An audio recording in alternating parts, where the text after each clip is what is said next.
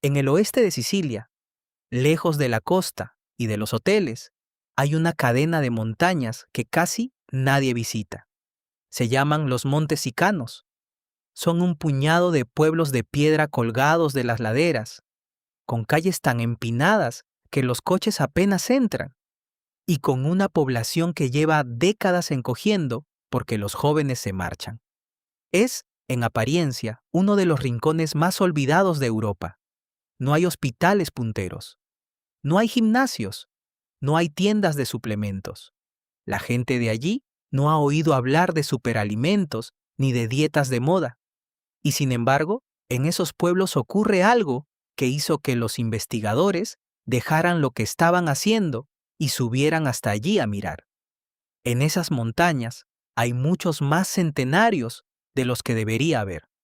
Muchísimos más. Las cifras que manejaron los investigadores hablan de una concentración varias veces superior a la media italiana. Y hay que recordar que Italia ya es uno de los países más longevos del planeta. Es decir, no destacan sobre un país cualquiera, destacan sobre uno de los mejores. Pero hay un segundo dato, y es el que hizo que a los científicos se les levantara una ceja. En casi todo el mundo, entre los centenarios, hay una desproporción enorme. Por cada hombre que llega a los 100 años, hay varias mujeres. Es uno de los patrones más estables de la biología humana en todo el planeta. Pues bien, en esos pueblos sicilianos esa brecha casi desaparece. Los hombres llegan a los 100 años en una proporción que casi ningún otro lugar del mundo consigue. Un pueblo pobre, sin medicina de vanguardia, cerrando una brecha que la biología casi nunca cierra. La pregunta era evidente. ¿Qué tienen estas montañas? Y la respuesta, cuando llegó, fue mucho más simple y mucho más incómoda de lo que nadie esperaba. Uno de esos pueblos se llama Caltabellotta. Está en la provincia de Agrigento, a unos 900 metros de altitud, agarrado a una roca desde la que se ve media Sicilia. Es un lugar duro. Ha sido pobre casi toda su historia. Sus habitantes vivieron durante siglos de lo que daba la montaña. Cereal, legumbres, hierbas silvestres, algo de aceite, muy poca carne. No comían así por elección ni por sabiduría nutricional. Comían así porque no había otra cosa. Y ese detalle es esencial para entender todo lo que viene. La dieta que hoy medio mundo intenta imitar no fue diseñada por nadie. Fue impuesta por la escasez. Cuando los investigadores empezaron a fijarse en estos pueblos, hicieron primero lo que hay que hacer: comprobar que los datos fueran ciertos. Porque la historia de la longevidad está llena de leyendas que no resistieron una verificación. Ha habido regiones célebres por sus supuestos ancianos de 130 años que resultaron ser un problema de registros civiles mal llevados, de partidas de nacimiento perdidas o de gente que exageraba su edad, porque en su cultura la vejez daba prestigio. Por eso el primer trabajo serio en los Montes Sicanos fue burocrático y aburrido. Verificar edades documento a documento, contrastar registros parroquiales con registros civiles, confirmar que cada centenario era realmente centenario. Y las cifras aguantaron. Los ancianos eran reales. La concentración era real. La igualdad entre hombres y mujeres era real. Ahí es cuando la historia deja de ser una curiosidad local y se convierte en una pregunta científica de primer orden. Entre quienes dedicaron años a estudiar a estos ancianos, hay un nombre que conviene conocer: Calogero Caruso, inmunólogo de la Universidad de Palermo. Y aquí conviene una aclaración, porque en Internet vas a encontrar vídeos que lo presentan como el médico más viejo de Sicilia. No lo es. Es un investigador, un inmunólogo, un científico en activo, que pasó buena parte de su carrera estudiando el sistema inmunitario de las personas extremadamente longevas. Su trabajo es interesante precisamente por eso, no por su edad, sino por lo que midió. porque Caruso y su equipo no llegaron a esas montañas a hacer entrevistas bonitas. Llegaron a sacar sangre. Y esa es la diferencia entre este caso y muchas historias de longevidad. Aquí hay analíticas. Hay marcadores inmunológicos medidos en laboratorio. Hay comparaciones. Hay datos que se pueden discutir. Su pregunta de partida era la que se hace cualquier inmunólogo ante un anciano de 100 años. ¿Por qué el sistema inmunitario de esta persona no se ha estropeado como el de casi todos los demás? Porque hay un fenómeno que define el envejecimiento moderno y que tiene nombre propio en la literatura científica: la inflamación crónica de bajo grado asociada a la edad.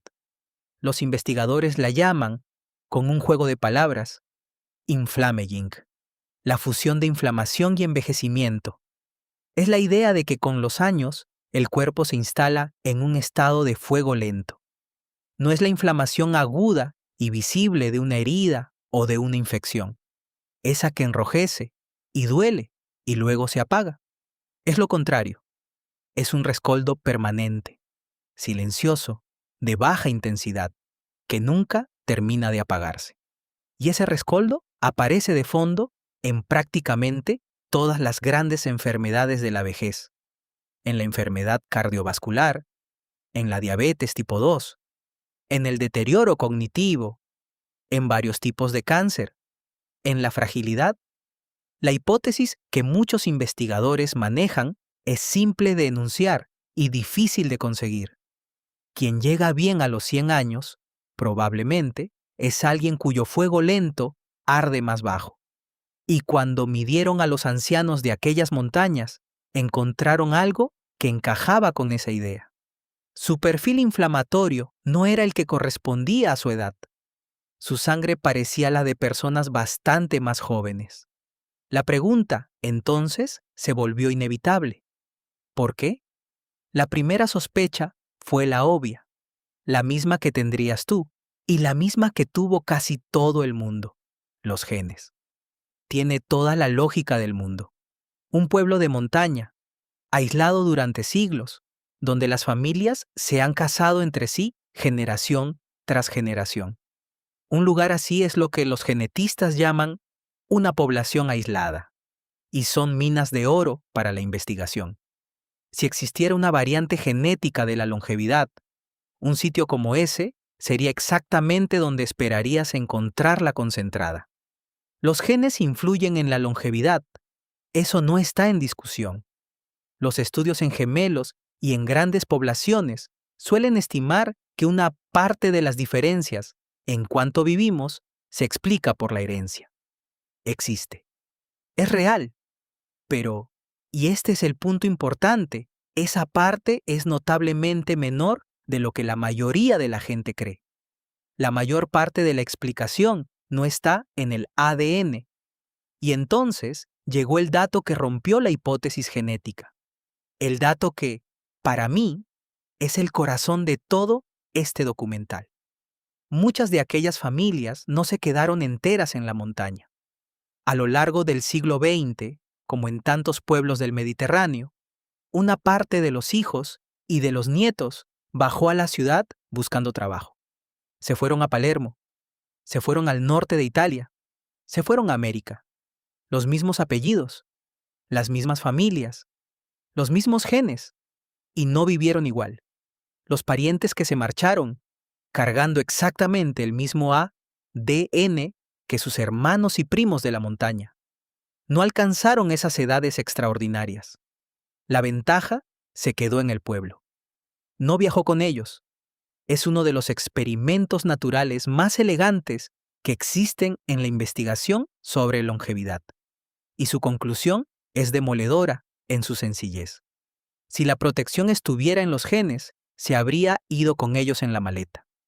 No se fue. Luego, no estaba en los genes. Estaba en lo que hacían todos los días. Estaba en el patrón.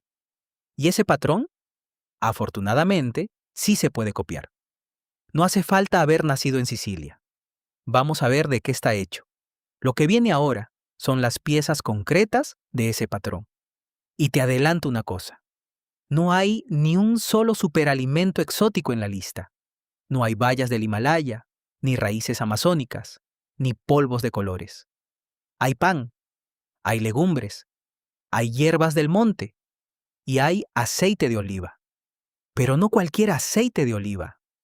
Y esta es probablemente la parte más útil de todo el documental, porque es donde casi todos nos equivocamos en el supermercado. Si te gusta este tipo de contenido, documentales sobre los lugares del mundo donde la gente vive más, basados en investigación y no en modas, suscríbete al canal. Es lo único que hacemos aquí. Empecemos por el aceite. En aquellas montañas, el aceite de oliva no es un condimento. Es la base de la comida. Se pone sobre el pan, sobre las legumbres, sobre las verduras, sobre casi todo.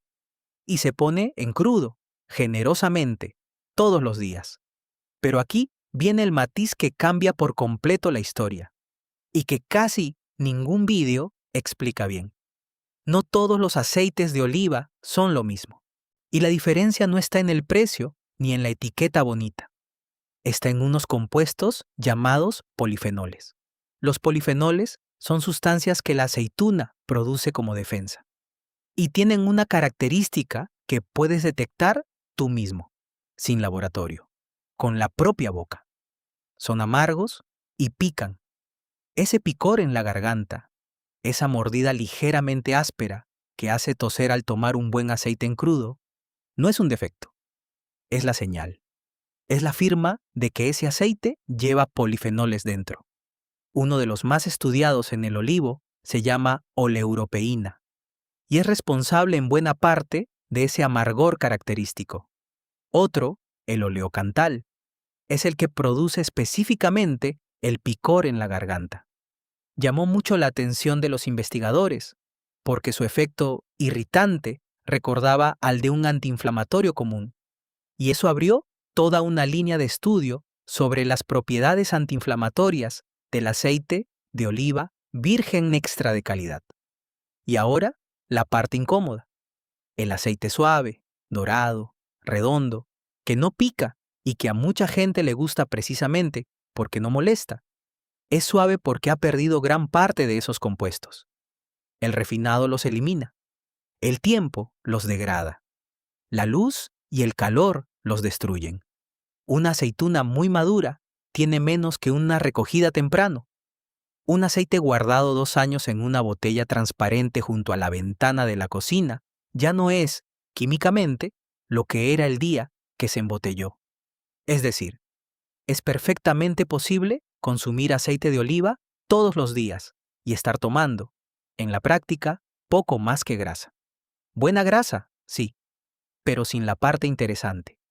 Los ancianos de aquellas montañas no sabían nada de polifenoles, pero tomaban el aceite de su propia cosecha, de aceitunas recogidas pronto, prensado hace semanas, guardado a oscuras y consumido en crudo antes de que le diera tiempo a degradarse. Sin saberlo, estaban tomando la versión más rica en polifenoles que existe. ¿Cómo aplicarlo tú? Hoy, busca virgen extra de verdad. Y busca el amargor. Si al probarlo en crudo no notas amargor ni picor, tiene pocos polifenoles. Prioriza los de cosecha temprana. Fíjate en la fecha de cosecha, no solo en el consumo preferente. Compra botella oscura o lata, nunca transparente. Guárdalo lejos del fuego y de la ventana. Y úsalo en crudo, encima de la comida, que es como lo usaban ellos.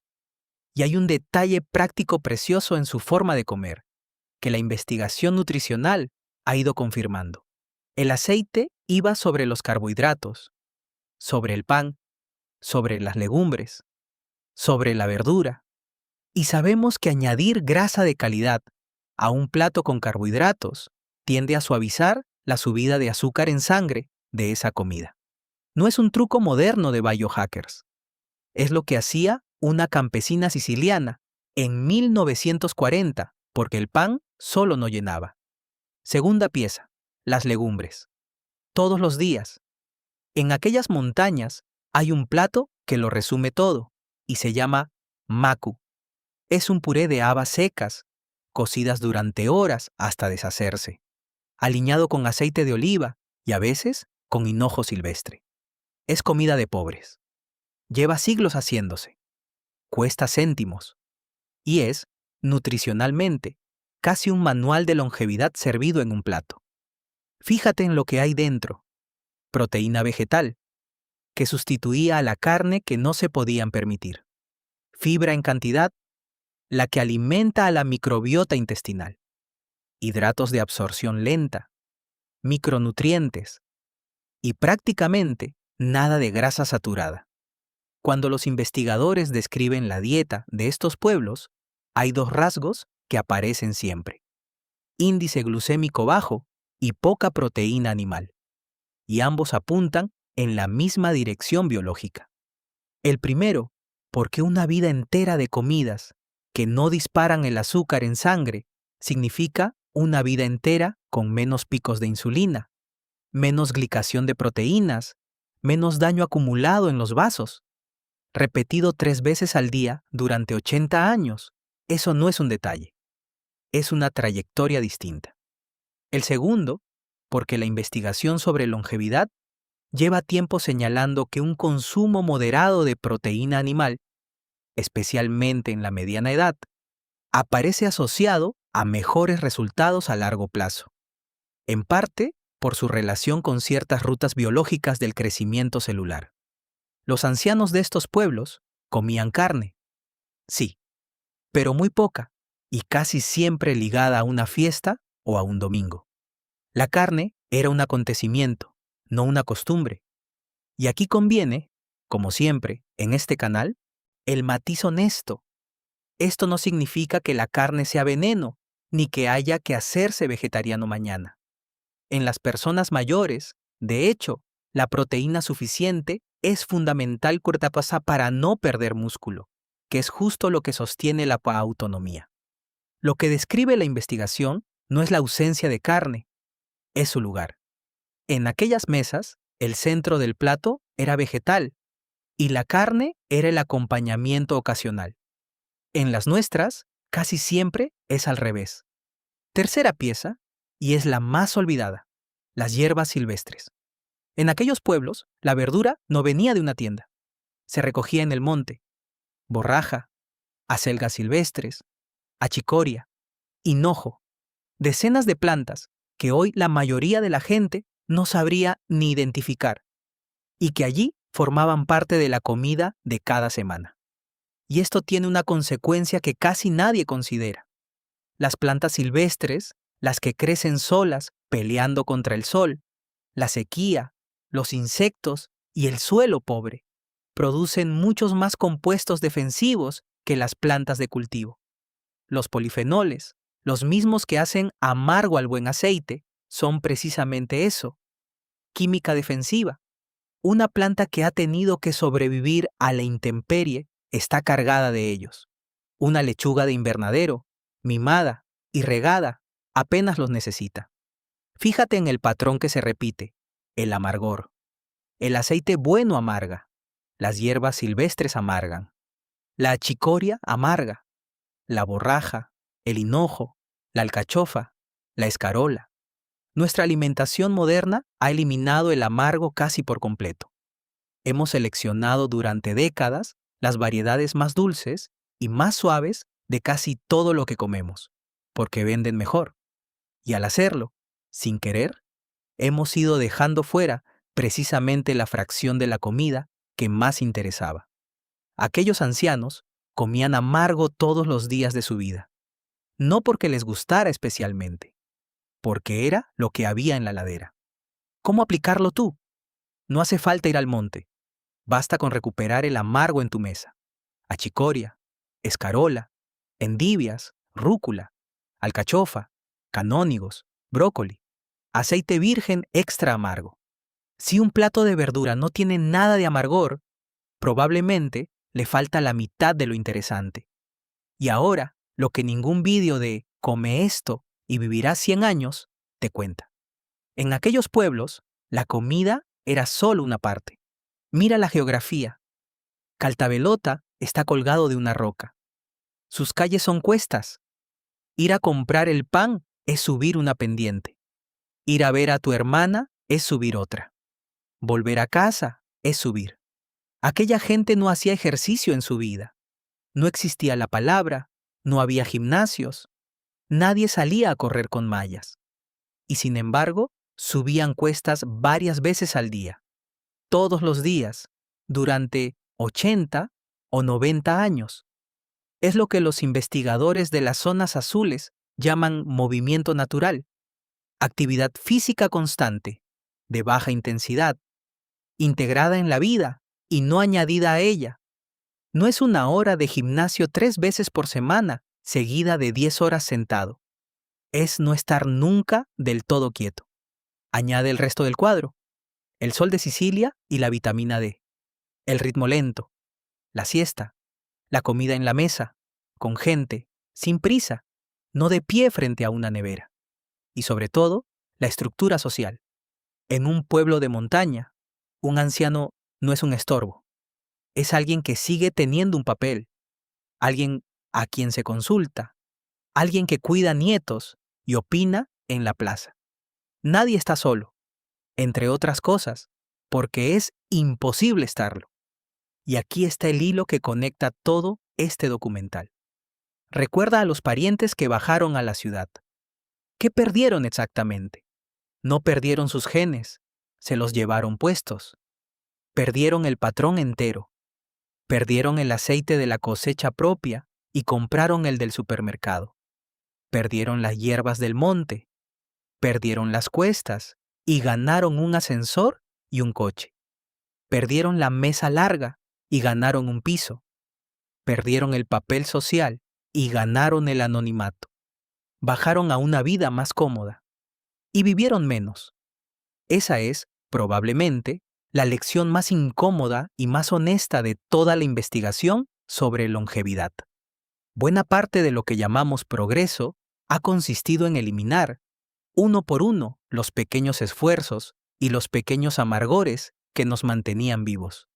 Recojamos el patrón completo, porque lo mejor de esta historia es que se puede copiar, y es barato. El aceite, virgen extra de verdad, que amargue y pique, de cosecha temprana, en botella oscura, guardado lejos de la luz y del calor, y usado en crudo sobre la comida. Todos los días. Las legumbres, casi a diario. Habas, garbanzos, lentejas, alubias. Es el centro del plato, no el acompañamiento. Y con un chorro de aceite encima, como el macu, el amargo, verdura de hoja, cuanto más amarga mejor. Achicoria, escarola, rúcula, alcachofa, brócoli, la carne, poca. Y como acontecimiento, no como costumbre. Con la excepción importante de que a partir de cierta edad hace falta proteína suficiente para no perder músculo. Aquí la clave es el equilibrio, no la eliminación. El pan. Sí, comían pan todos los días, pero pan de verdad, y con aceite encima, y después de una vida de subir cuestas. El contexto lo es todo. El movimiento. No una hora de gimnasio. Cuestas. Andar a todas partes. No estar nunca del todo quieto. La mesa. Con gente, despacio, y siendo alguien para alguien. Ninguna de estas 7 cosas cuesta dinero. Ninguna requiere un suplemento. Ninguna necesita haber nacido en Sicilia. Ese es el punto. Los ancianos de los montes sicanos no tenían nada que tú no puedas conseguir esta misma semana. ¿Tenían menos que tú? Tenían mucho menos que tú. Y esa, quizá, era exactamente la ventaja. Los pueblos de los montes sicanos se están quedando vacíos. Los jóvenes se van, como se han ido siempre. Y los investigadores que estudian con estos lugares saben algo que da un poco de vértigo. Es probable que esta generación de centenarios sea la última, porque los que vienen detrás ya crecieron con el supermercado, con el coche, con la pantalla. Ya no suben cuestas para comprar el pan, ya no comen amargo, ya no recogen hierbas, y sus analíticas, dicen quienes las miran, empiezan a parecerse a las de cualquier otro sitio. La ventana se está cerrando. Lo que aprendamos de ellos, hay que aprenderlo ahora. Dime una cosa en los comentarios. De las 7 piezas del patrón, ¿cuáles tienes ya en tu vida sin haberlo pensado nunca? ¿Y cuál te falta claramente? Porque probablemente sea justo por ahí por donde tienes que empezar. Y si conoces a alguien que se pasa el día buscando el suplemento definitivo, comparte este vídeo con esa persona. Porque los ancianos que más han vivido de toda Italia no tomaban absolutamente nada. Comían pan con aceite y habas y subían la cuesta hasta su casa. Un apunte necesario. Todo lo presentado en este documental tiene una finalidad exclusivamente educativa e informativa.